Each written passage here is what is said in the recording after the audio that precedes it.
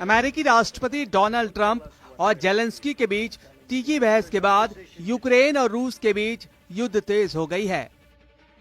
Ukraine में युद्ध भयावह है तो गाजा में विनाश का दौर फिर से शुरू हो चुका है। इजराइल ने सुबह से गाजा में फिर से बमबारी शुरू कर दी। इजराइल के ये हमले तब शुरू हुए जब हमास ने अमेरिका के प्रस्ताव को मानने से साफ इनकार कर दिया। इसके बाद इजराइल ने न सिर्फ सीज फायर तोड़ने का ऐलान कर दिया बल्कि गाजा में ऑलराउंडर अटैक शुरू कर दिया। तो सवाल यही है कि क्या गाजा में अब युद्ध की जो आग भड़की है, क्या उसमें पूरा अरब जलने जा रहा है? यही वजह है कि ईरान भी युद्ध की तैयारी कर रहा है, परमाणु बम बनाने की कोशिश में जुटा है। दुनिया आज भी महायुद्ध के उस मुहाने पर पहुंच गई है जहां करीब 1.5 साल पहले खड़ी थी। ट्रंप और जेलेंस्की में झड़प के बाद न सिर्फ यूक्रेन जंग की आग में भड़ गई है बल्कि गाजा युद्ध ने भी विकराल रूप ले लिया है। जिस वक्त यूक्रेन और यूरोप में एटमी विनाश का खतरा मंडरा रहा है, उसी वक्त अरब में भी महायुद्ध की आशंका बढ़ गई है। गाजा में इजराइल की बमबारी शुरू। दोनों मोर्चे पर विनाश का नया दौर ट्रंप की वजह से शुरू हुआ। यूरोप और यूक्रेन युद्ध विराम को तैयार नहीं हुए तो अमेरिका ने यूक्रेन युद्ध से अलग होने की घोषणा कर दी। इसी के बाद रूस ने यूक्रेन में जबरदस्त तबाही मचानी शुरू कर दी है। अमेरिका ने यूक्रेन की जो सप्लाई रोकी है उसे इजराइल को देना शुरू कर दिया है। इजराइल को अमेरिका से हथियारों की नई खेप मिली तो इजराइल ने गाजा में फिर से नरसंहार शुरू कर दिया। नेतन्याहू ने अमेरिकी राष्ट्रपति डोनाल्ड ट्रंप से बात की। अमेरिका से हरी झंडी मिलते ही नेतन्याहू ने सीज फायर तोड़ने का ऐलान कर दिया। इसी के साथ गाजा में इजराइल की बमबारी शुरू हो गई। गाजा में सीज फायर उस वक्त टूटा जब इजरायली एयरफोर्स ने ताबड़तोड़ बमबारी शुरू कर दी।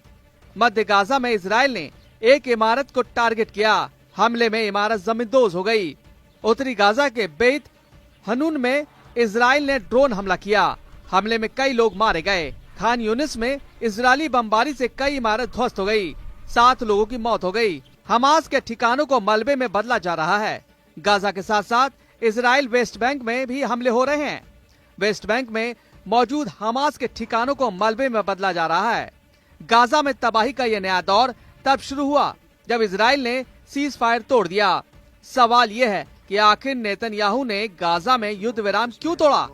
दरअसल इजराइल अमेरिकी प्रस्ताव के तहत रमजान तक सीज फायर को बढ़ाना चाहता था, लेकिन हमास इसके लिए तैयार नहीं हुआ। हमास का कहना है कि इजराइल दूसरे चरण की बातचीत नहीं कर रहा है, बातचीत के बजाय सीज फायर को बढ़ा रहा है। हमास ने इजराइल के इस प्रस्ताव को मानने से इनकार कर दिया तो इजराइल आग बबूला हो गया और इसी के बाद गाजा में विनाश का नया बवंडर आ गया। हमास के इनकार के बाद नेतन्याहू ने ट्रंप से बात की, अमेरिका की परमिशन ली और गाजा में सीज फायर तोड़ने का ऐलान कर दिया और फिर गाजा का वही हश्र हुआ जैसा पहले हो रहा था। अगर हमास नहीं माना तो नतीजे और भयावह होंगे। इजरायली सेना सिर्फ हमले ही नहीं कर रही बल्कि गाजा में मिलने वाली सभी तरह की मदद को भी रोक दिया है। इजराइल ने उन सभी क्रॉसिंग को बंद कर दिया है जिसके जरिए गाजा में राहत सामग्री जाती है। इजराइल के प्रधानमंत्री बेंजामिन नेतन्याहू ने 5 घंटे तक बैठक की। इस बैठक के बाद गाजा की मदद रोकने और हमले का आदेश जारी हुआ। नेतन्याहू ने चेतावनी जारी करते हुए कहा कि अगर हमास नहीं मानता है तो इसका नतीजा बहुत ही भयावह होगा। गाजा में जंग की शुरुआत हुई तो अमेरिका ने बारूद की सप्लाई कर दी। अमेरिका के बम और बारूद तेल अवीव पहुंचना शुरू हो गया है।